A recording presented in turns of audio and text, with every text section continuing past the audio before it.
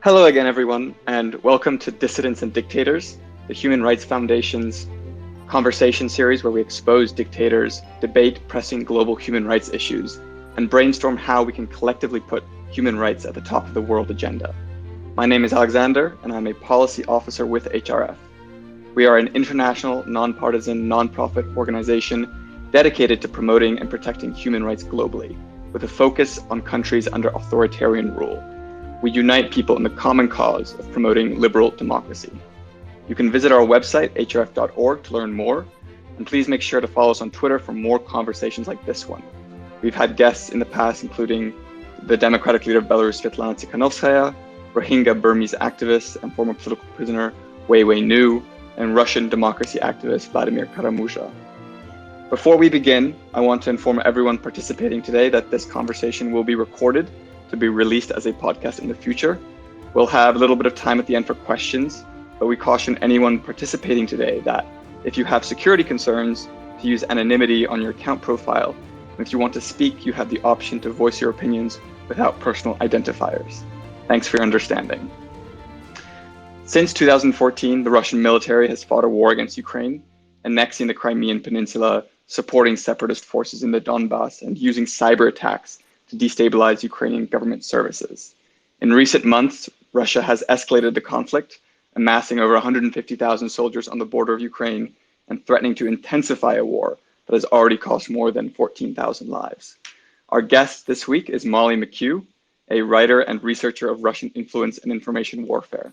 She is the lead author of GreatPower.us, which explores what great power competition looks like in an era of asymmetric warfare and hybrid influence. Her articles have appeared in Politico, Wired, The Washington Post, and other publications.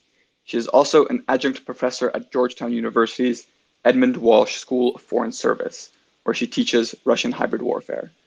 Thank you so much for joining us, Molly. It's a pleasure to have you with us here today.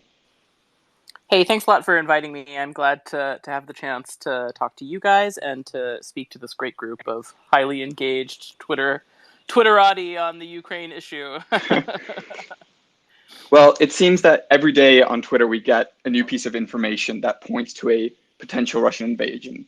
Even in just the last few hours, we've heard that Russian proxies are evacuating civilians from Donetsk and that there are explosions around the city center. And, the United States has been warning about a potential invasion for weeks and has even evacuated its embassy from Kiev. But I want to, take this conversation to look at the big picture, because Putin's been waging a war against Ukraine for the past 8 years. And, he's talked about security concerns, he's talked about NATO expansion, he's talked about the illegitimacy of the Ukrainian nation, and even about a potential genocide against Russian speakers. Are any of these factors, do you think, genuinely motivating for Putin? Why is he so intent on destabilizing Ukraine? I think there's real truth to the idea that the idea of successful, democratic, Western-looking countries on Russia's border is a real threat to Putin in terms of offering alternatives that his own people might see. We've seen this pattern in Georgia, in Ukraine, and other activities in the region.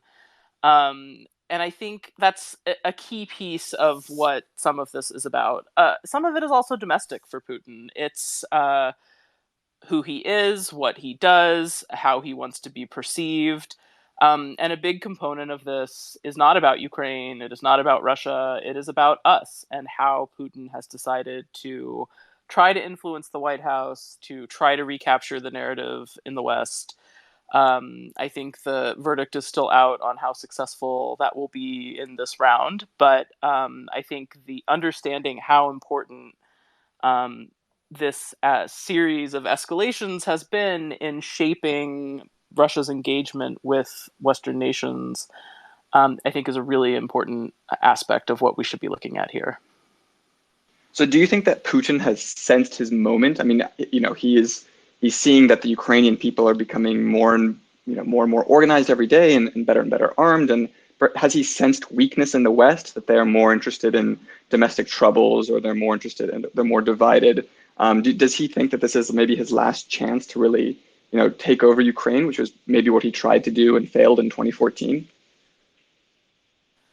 The last chance, who knows? I'm sure there's always another version of the plan in the bag. I think there is exactly what you said in terms of a perception of opportunity vis-a-vis the West. There is this moment of a new government in Germany, which is still forming its own sense of what its foreign policy is going to be. There's some division within the new government about how they perceive Russia. Is it economic friend? Is it potential geopolitical foe? So I think there's a lot of attention on that. There's obviously whatever Macron is doing, which no one ever seems to know from one day to the next. And then there's a lot of thinking about the White House and the Biden administration, what the Kremlin perceives the Biden administration to be, and how they think they can potentially try to extract things that they want in this time period where there seems to be uh, a little bit of a lack of center to the West and its activity. You can argue that this has shifted in the last few months and is moving in a more positive direction.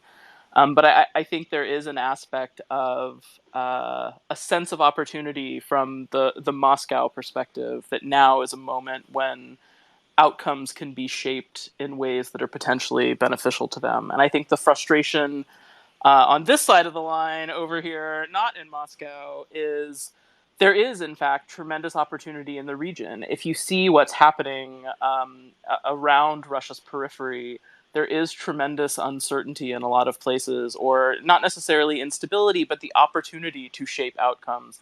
And I think the frustration is we are very absent from that dynamic and conversation. You can argue that the attention on Ukraine has been good, that we've done some things in the last few months that have been helpful in making up gaps we should have filled long ago. But what about everything else? Where's the plan for the everything else? And I think that is what we need to be focused on now. Right. So you've argued in the past that you've been critical of the Biden administration for having a mindset that's focused on assuring Putin that we mean him no harm. And you said that actually what we should be doing is thinking about ways to, defeat an autocrat, defeat dictatorship, rather than just slow it down. Now, what do you think is one thing that the Biden administration should be doing, or what has it done in recent months that has been good, do you think, to prove that? Well, I think a thing that's good, and we can't minimize it in any way, although it is by no means enough, is this rebuilding a sense of center in the alliance. And it will be the one talking point you hear from the Biden administration on everything. The alliance is more unified than it has been, blah, blah, blah.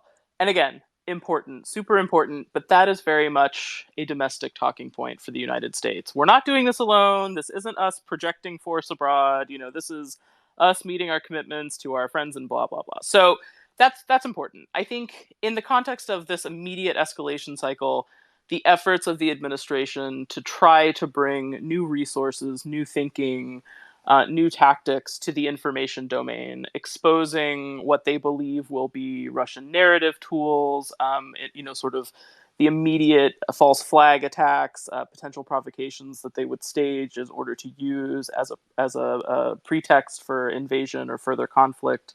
That all of that stuff is new, and at least new thinking, which is I think a good thing. What's totally lacking, though, is a global strategy to counter Russia, and you could add China right there next to it. But I think when you look at the map, what's happening right now, it's not just a Ukraine-centric set of activities. There's also all the stuff that's been happening in Belarus that we're just not talking enough about, all the activity that Russia has had parallel to this in the Arctic, other places in Europe, in the Mediterranean, sort of building that arc from the Baltic Sea around to the Black Sea, the new activities using quote-unquote mercenaries in sub-Saharan Africa, two Russian adjacent coups in West Africa in the last 6 months is nothing to not pay attention to. There is a lot going on in the world because Russia is looking for these tiny places where not a lot of resources can bring significant returns on investment. And we just don't have that same mindset. And we need to look at this as a somewhat zero-sum game with the Kremlin. Where are they? Why are they there? What are they doing? What do they get out of it? And why should we be there too? Right. I mean, people often point to the fact that Russia's economy is roughly the size of Italy's as a sort of source of Russian weakness, but in fact, it's quite the opposite. I mean, the fact that Russia's economy is only the size of Italy's, and yet it wields this kind of global power and is able to sort of shape the global narrative in such a strong way is really a sign that, Russia is, doing something that the West is not. They're putting their geopolitical power, to play. And when you look at a country like Germany, which is, very rich, but just today at the Munich Security Conference, the foreign minister repeated the argument that Germany shouldn't be supplying any kind of defensive weaponry to Ukraine because of Germany's history. Despite the fact that Germany is one of the world's largest weapons exporters, including to dictatorships like Egypt. Why do you think that for so long European nations and the United States have failed to be kind of act united and to use the tools that they have at their disposal to stand up to dictatorships like Russia in Ukraine, in Belarus or other places? Well, I mean, you mentioned an important aspect of this, which is every democratic nation has relationships with not so democratic nations that become a drag on it at times. And sometimes it's less of a drag than others. But I think when we're looking in particular at Russia and China, which are still just in a different category from any other potential competitors or adversaries, there is an intentional weaponization is a term that I'm tired of, but truth to that, of national resources for gaining influence and for infiltrating other states in a way that we just do not pay enough attention to. And in some ways, honestly, some European countries, including the French, have a much greater history of things like, economic espionage that the U.S. is potentially not as aggressive on. But the way in which Russia has, yes, its economy is not that great, but if you're in that economy, chances are you're in that economy because everything you have, you've been given by Putin, or he can take it away if you're not using it in a way that he approves of. So the ability of the Kremlin to sort of target its limited, but not limited if you view it as a machine you have control of, machinery, toward targets, toward national targets, toward cultural targets, toward economic targets,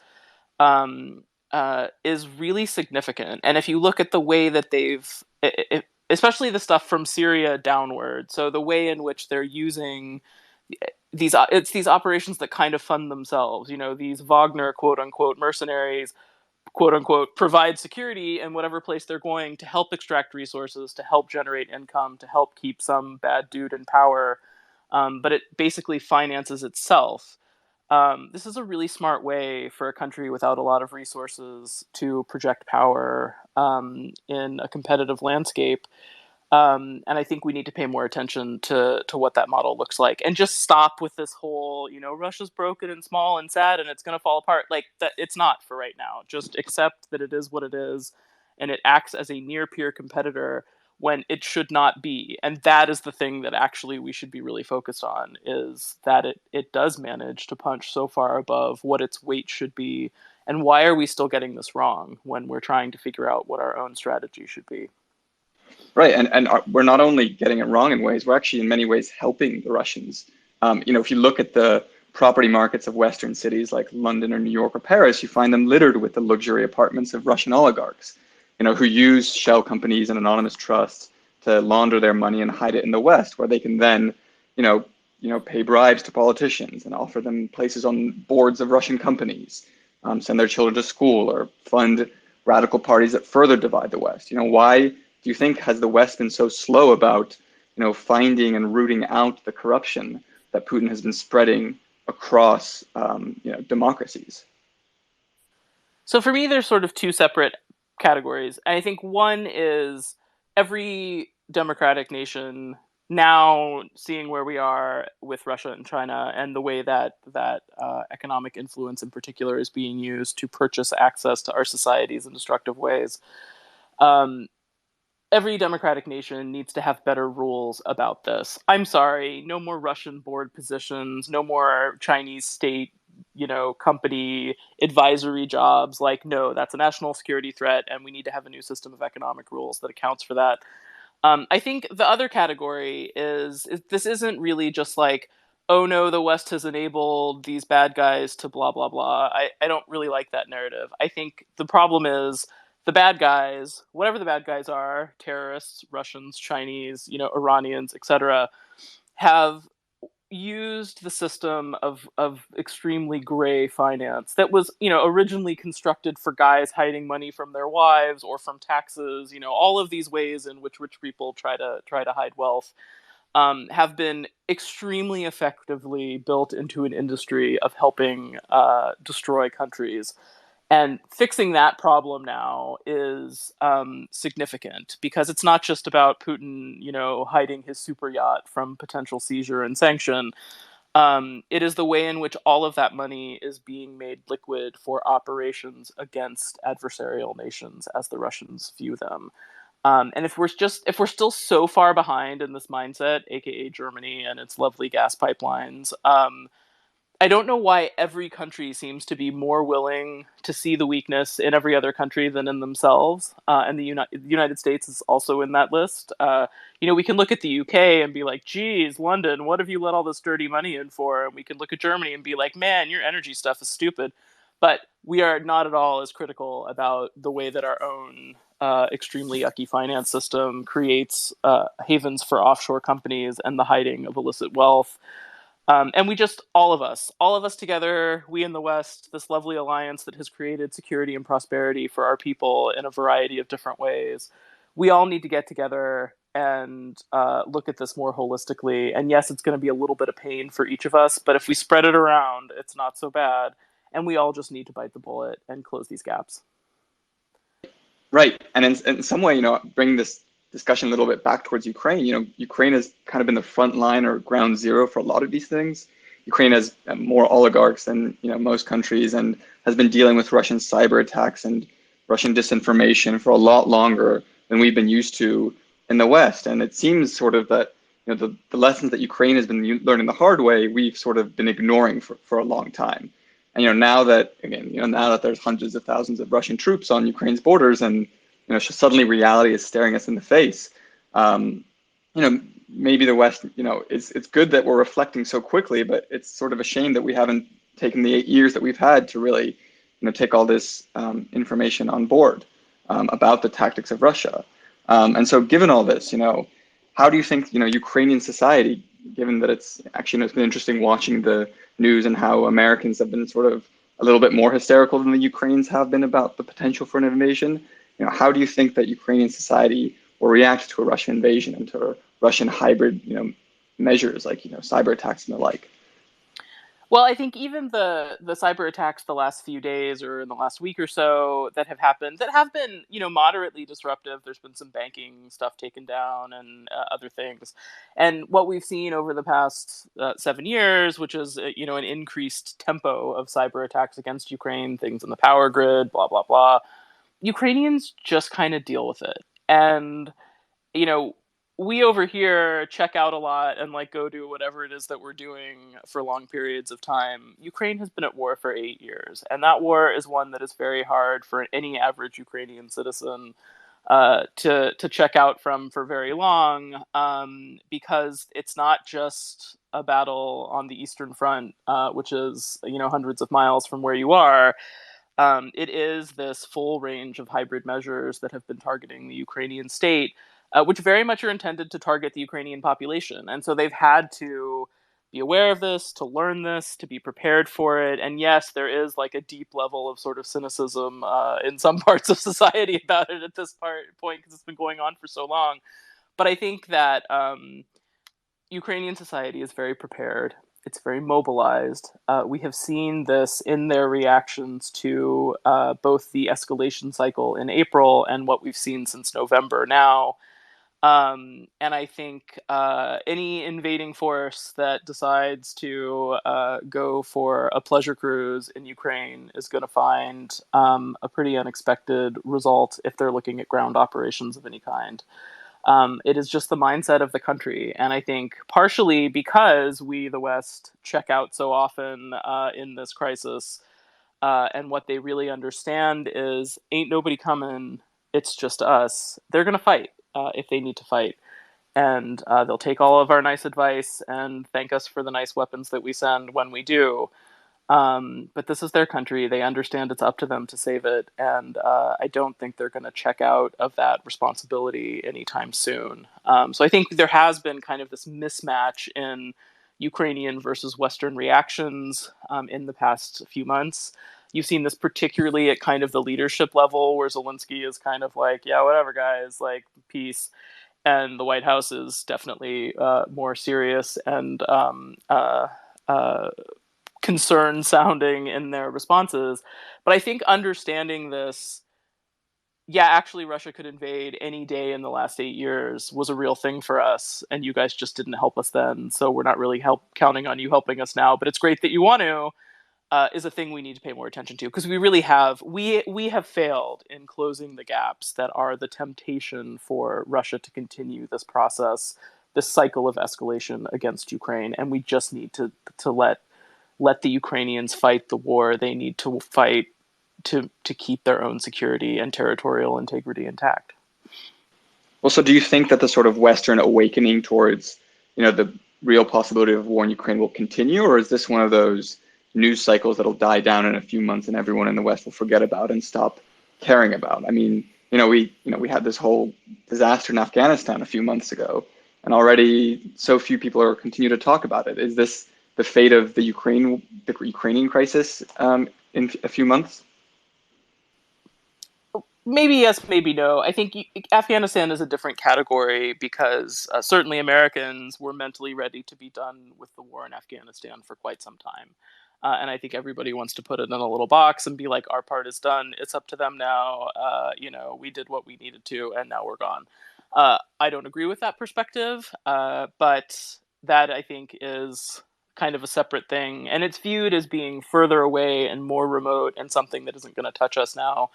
I think on Russia, the challenge is, since 2007, and actually it's the Munich Security Conference again this weekend.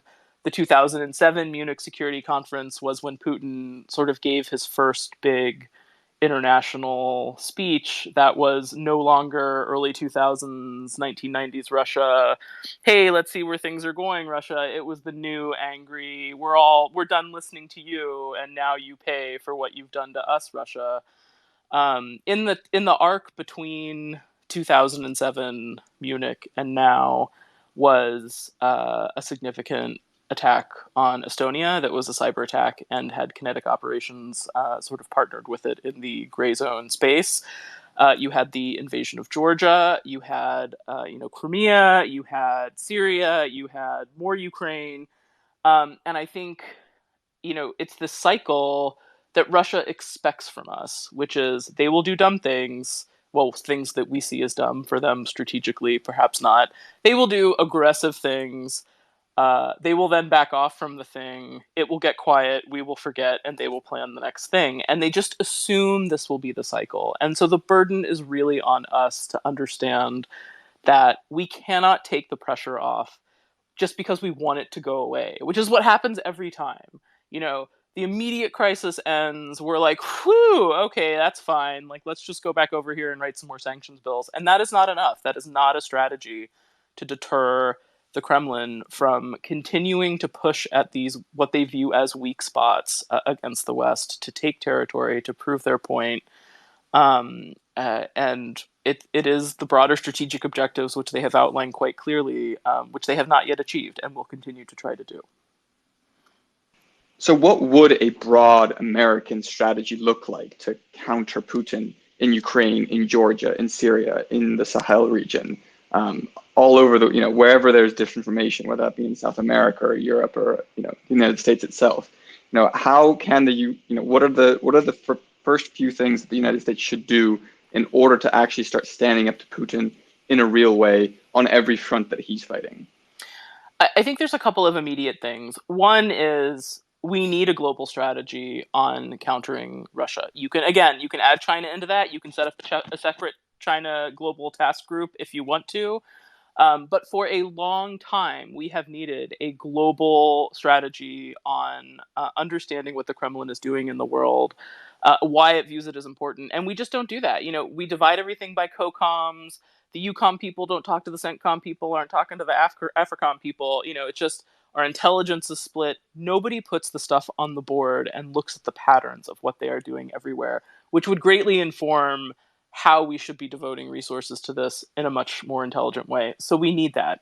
Second is, in this escalation cycle, you've seen the White House sort of taking the helm, trying to put out more information when it is useful about our intelligence that will preempt Russian information strategies for pretext, for false flag attacks, whatever, in Ukraine.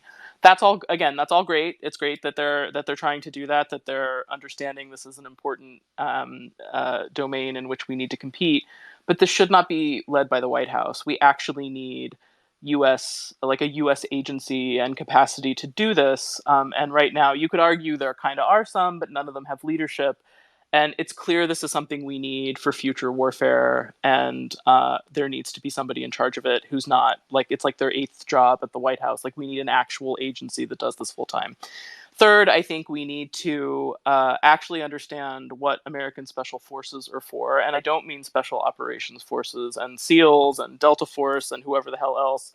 I mean specifically U.S. special forces, because their job is going out in the world, developing local capabilities, developing local partner forces, who they themselves then train whatever the necessary local capacity is for things like countering Russian aggression.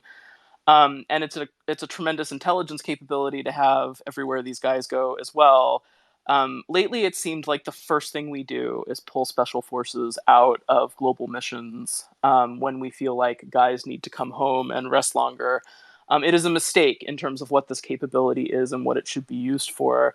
And we need to fix that. And then fourth is just, we need this whole of government approach to global adversaries like Russia and China, and understand how they connect those pieces: information, economic, political influence, when they use hard power, where they're using intelligence. We need to look at how they are doing that and why we do not do the same thing, why we have not yet closed the gaps to in a more cohesive way, point all of our resources toward meeting these needs, because we will be outcompeted in these spaces if we don't put those things together. So those would be my sort of first four. It's just sort of, in brief, we need those things to gel back together. I think the fifth and more challenging one is, in the United States, and the rest of the West needs to work out its own things that are slightly different from ours, but we need to get out of this post-Iraq War malaise that is absolutely mind-fucking how we view ourselves in the world, and stop. Promoting democracy is not bad. Believing that Arabs can have democracies was not a mistake. All of the things that have become baseline wisdom since the Iraq War, that have convinced us we should, crawl up here at home and wrap ourselves in a weighted blanket and not go out in the world anymore, are wrong. And we need to really challenge our assumptions. We need leaders that are willing to challenge those assumptions. America does have a role to play in the world. There is no one else who can take that place in the current global landscape against Russia and China. And it is incredibly important that authoritarian powers not be unchallenged in what they are trying to do. Right, and to that last point, one of the key things in supporting democracies is also supporting dissidents. And at HRF, one of the things we do is we do a lot of support for dissidents. And it's been interesting that throughout this whole Russian buildup, at the same time, Alexei Navalny has been put on trial again in Russia for completely made up crimes. And so what kind of link do you see between the crackdown on civil society in Russia, the crackdown on civil society in Belarus, and the potential for extinguishing Ukrainian democracy? How is that linked to Russia's more aggressive actions on the global scale? I think there is a linkage, but I think what Russia wants to achieve in the world piece is not always directly linked to what is happening domestically, or as a distraction from what is happening domestically. It is clear that there are very small boxes in which everyone is allowed to exist inside Russia, and when you step outside the box, there are means by which your digression will be met. Navalny obviously is pretty outside the box, which is why he is paying the price that he is. I'm not applauding that, obviously. It's a mistake, but this I think it's so far beyond silencing domestic dissent for Putin now, when they are focused on ensuring there is not dissent about what the Kremlin is doing in Western societies and governments as well. And this is the piece that is so concerning when we come up in these moments of accelerated conflict with the Kremlin. The number of people in Western news agencies, in Western governments, in elected office, in the broader commentariat influencer space, who think the Kremlin is great or has a point, or we the West have nothing to say about any of these things, and who are these Ukrainians anyway, and what is Belarus, and who cares?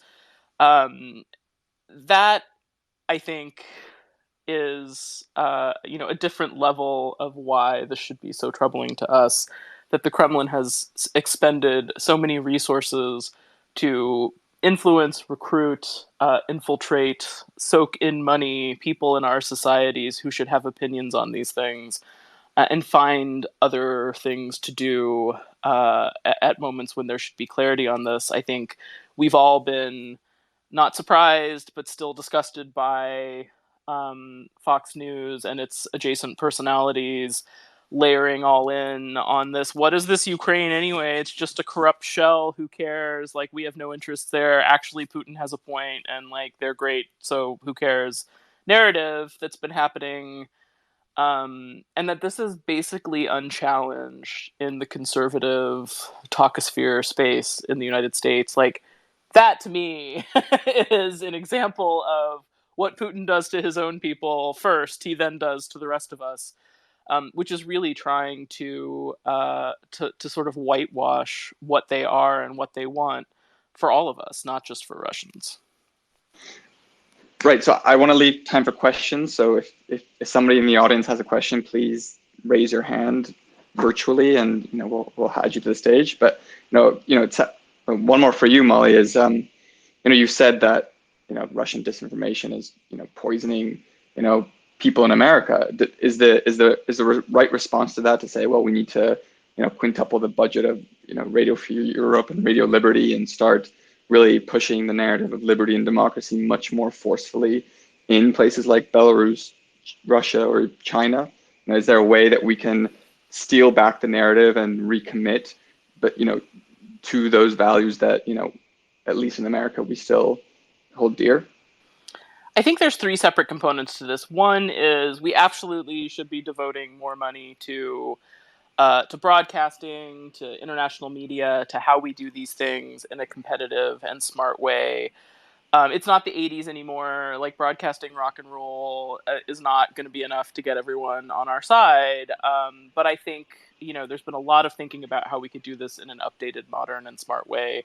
And more resources need to go into that, and the right personnel, and everything else that we know we need. Second is then actually we need leadership and messaging on these issues that isn't just like a media package and PR points. In fact, the United States needs to talk to the world, to have a message for the world, to sell the values that we believe in, to put a strategy behind that and how we are investing in those values and how we are promoting them abroad.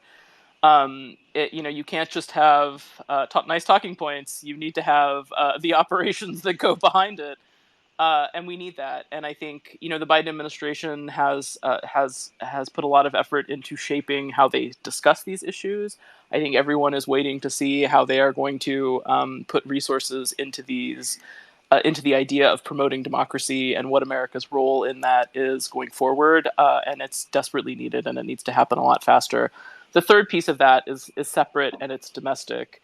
And there are a number of challenges there that are super, super hard to unravel.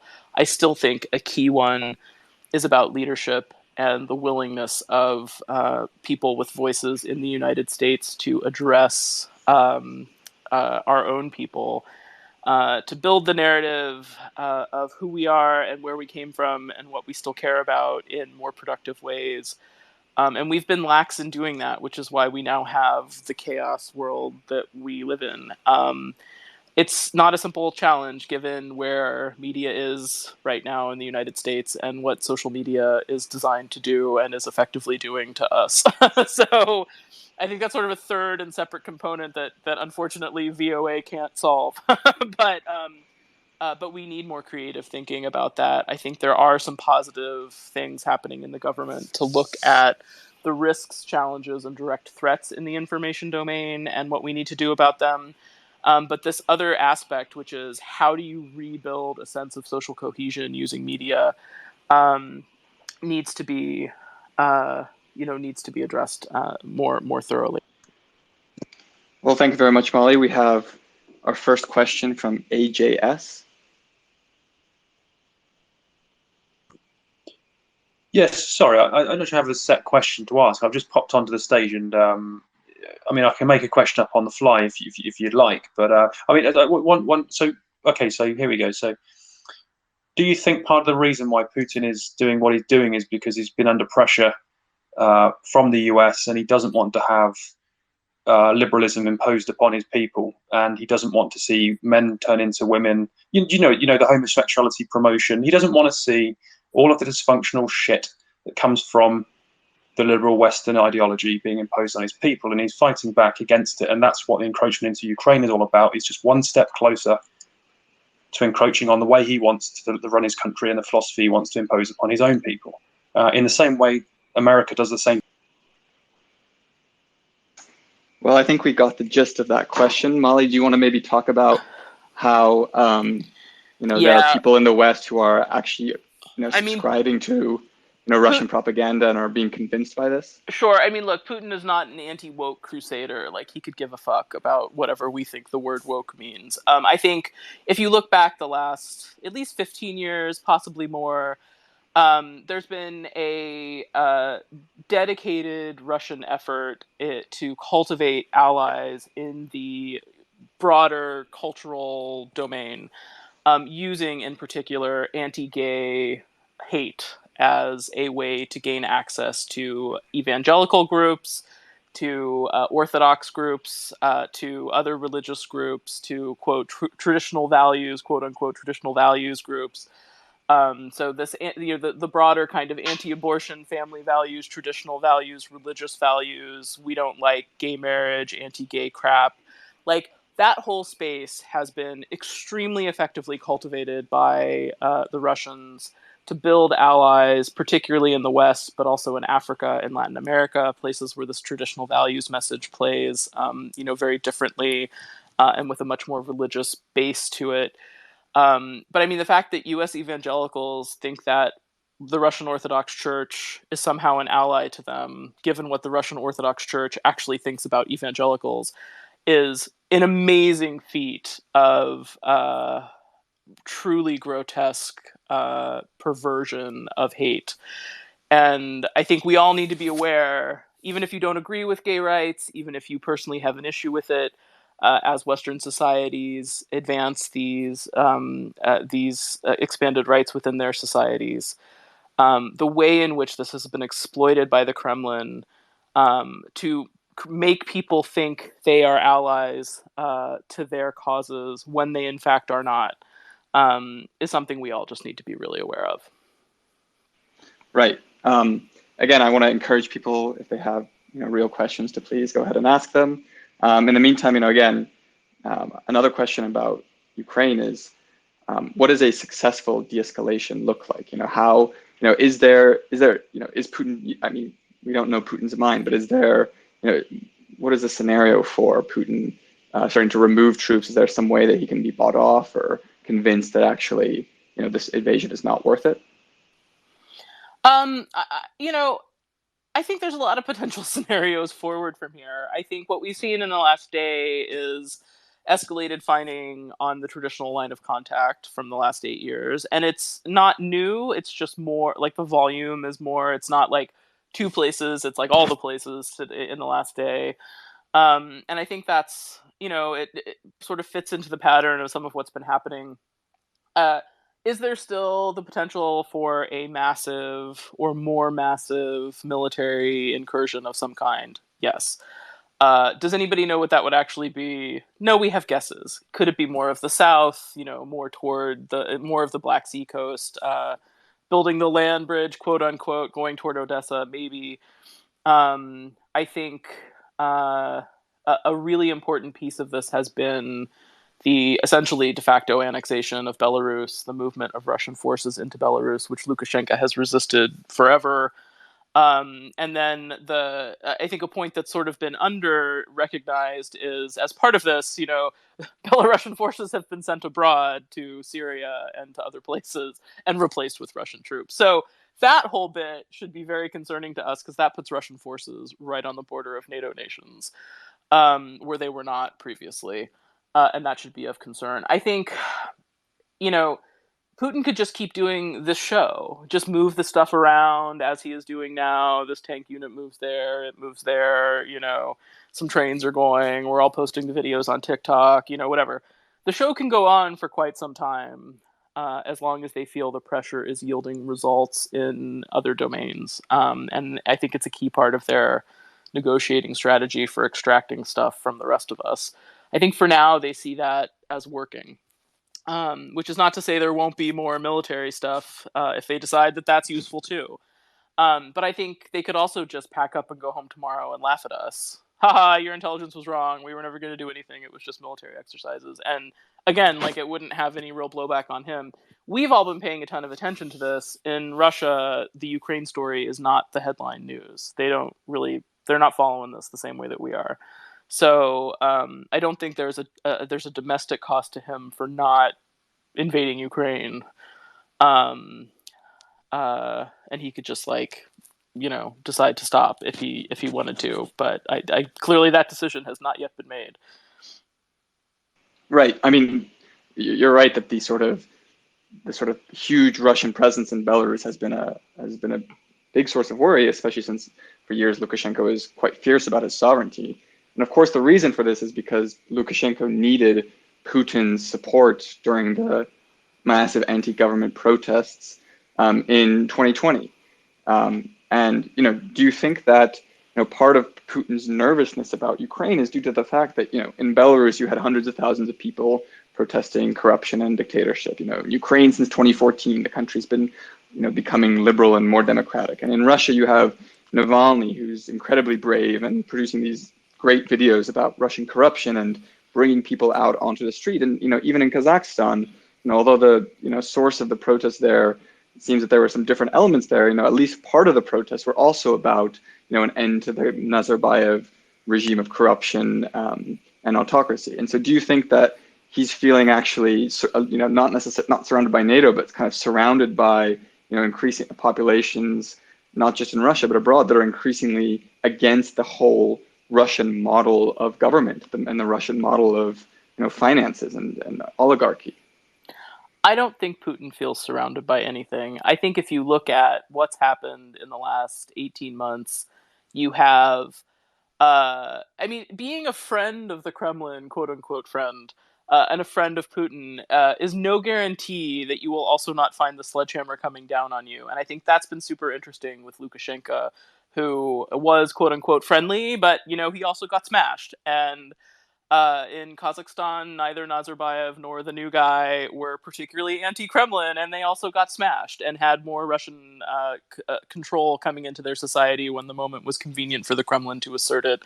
When there was a crisis, when they suddenly needed the help of the Kremlin to tamp down the crisis, same as in Belarus. In Armenia, where there was a change of government, you again had a moment where Russia found a way, a government that was not, neither government of which was antagonistic to the Kremlin, but you again had a moment where they found an opportunity to assert more control and presence within that society. And I think this is the story that we're not seeing clearly enough, which is it's not just about the Kremlin trying to build influence in neighboring states that are trying to break away. They're also re-centralizing control in these places that have had these kind of friendly dictatorship-y models as well. And that indicates to me that there is a much broader regional strategy, that they are advancing it quite steadily, that there are many components to it that we're not paying enough attention to. And that this idea that they're the Kremlin's actually fearful that it's being contained by NATO. No, if anything, they've surrounded us. If you look at Russian military deployments in Syria, across North Africa, the accelerated pace of things from the Arctic all the way around to the Black Sea.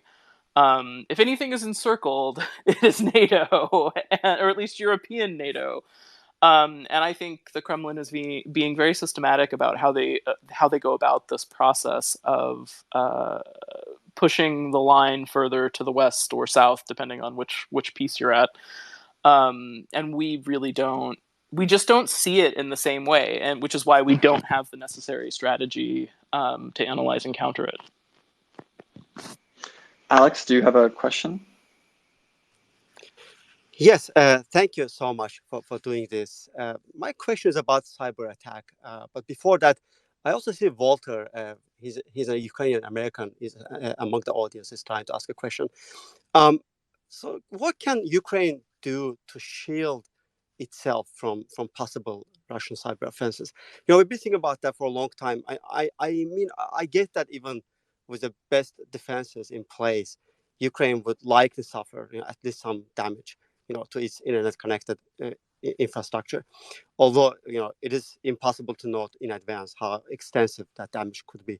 But is it too late for making plans and the military, to fall back on non-computerized systems, in the event that Russian cyber attacks disrupts their networks? Thank you so much again.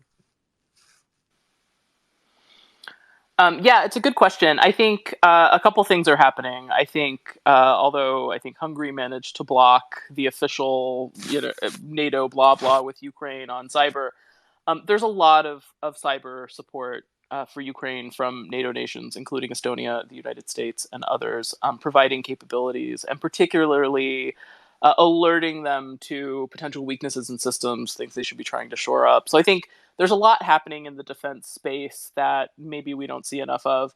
I think the other aspect of it that's important is that there is just this broader societal awareness. There won't be as much panic if the entire system is taken down, as and I think that's something that's important to note. On the command and control specific aspects, like could cyber attacks disrupt communications from the government to the people and within the military structures and the civilian control side, I think those are very different things. I think on the sort of military-ish and there's a war now side, there's a lot of thought that's gone into this, obviously. When Ukraine says that it's spent a lot of time thinking about resistance, a key aspect of that is how do you communicate when there's nothing except like you and a pigeon and a piece of paper, right? So I think on military-related comms, there's been good planning, which even if I knew more, I wouldn't even say, because obviously you don't put that out in public. But I think there's a lot been done on that side. I think on the government communications piece, in terms of how they communicate with their own people and how they communicate to the world if there is a massive shutdown of their systems, I have more concern on that side based on the comms we've seen from the government in the past couple of months. I think there's some really smart people who could come in and help them with that if they want it. But there's been a very native mindset on this in terms of, no, we can do it ourselves and we're going to keep it in-house. And I understand that, and I don't discourage it. But they do need to think more about their communication strategy, both to the people and to the world in a time of crisis. Thank you. If there are any other questions, please request speaker at the bottom of your screen. I don't see that. Here's one more.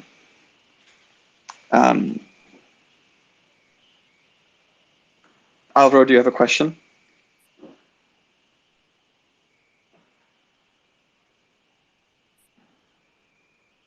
Alvaro? Oh, hi, sorry. I was muted. Can you hear me? Yep, we can hear you. All right. Hi, Molly. Yeah, I just had a quick question about the implications of this aggression from Putin. And I think it's good to stress that this is the Kremlin led by Putin and his gang, not the Russian people, I think. But how do you think this will affect how other autocracies will act in not just in how they repress their own people, but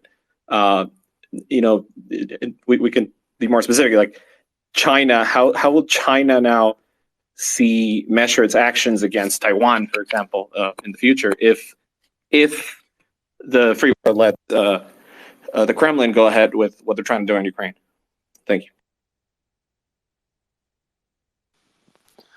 Yeah, it's a great question. I think it's one that there's been a fair bit of attention to in this latest cycle. Are Russia and China working more closely together? There's been some interesting, very troubling stuff in the last 6-7 months, particularly how Russia and China have kind of been at least parallel to each other in targeting Lithuania with a variety of retaliatory measures.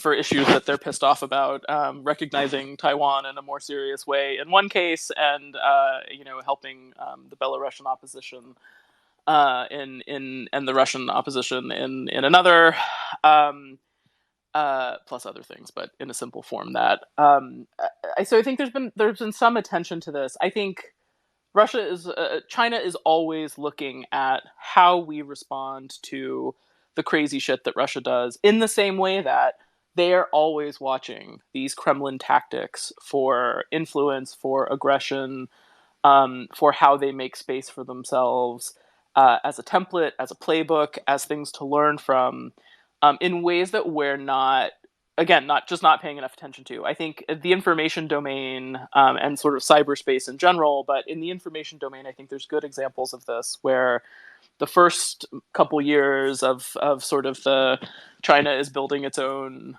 online information operations capacity was a much clunkier, no, just love China. Here's some videos of, pandas and cats and trees, and China's great, and, don't ever post anything about Tiananmen, but look at all the happy pandas. It was much more of this rah-rah China stuff that was happening that wasn't very helpful. And I think starting around the time of the Hong Kong protests, the democracy protests in Hong Kong, you see them, developing tactics that are more similar to some of the things we've seen from Russia in terms of how you influence narrative and build sort of false online communities that are echoing that, and other things. So I think China is always watching what Russia gets away with, what we see, what we don't see, what we don't react to, what we don't call them out on. In information domain, in the kinetic world, and I think there's always that awareness. I think the situation with China, though, is obviously very different in that they are not Russia. They have vastly more wealth and resources to bring to any potential conflict or challenge. They think in a very different way. It's not, am I going to survive tomorrow or this year or 2 more years or whatever the Kremlin's timeline is that day. They really do have the 50-year planning horizon that they are focused on. So they're much more deliberate and cautious in how they approach this, which is not to say they won't take a risk if they think they can get something out of it. But I think it's a slower process of learning, of watching the tactics of Russian disruption and figuring out how they can adapt those to their own needs. But I think that's much more of a thing than like an immediate action against Taiwan, potentially. Well, thank you very much, Molly, and thank you, Alvaro. This is about all the time that we have today. Thank you, everybody, so much for joining. I hope that this conversation has been as interesting for you as it has been for me. I hope that it wasn't too depressing. It sounds like there's actually quite a lot that we could be doing, which is a better thing to hear than there's actually nothing we can do. So in that sense, at least it's positive. Thank you all again for tuning in. This podcast, if you missed any part of it, it's going to be recorded. We're going to release it as a podcast on Spotify and Apple Music, and various other places. So look out for that. And subscribe to the Human Rights Foundation, subscribe to Molly for more conversations like this. And I hope to talk to you again, Molly, very soon. Thank you very much. Thanks for having me on, and thanks for doing the series. I think it's important that we all stay focused on not just the dictators, but all of the people trying to fight them in these crazy times. Thank you very much. Bye-bye.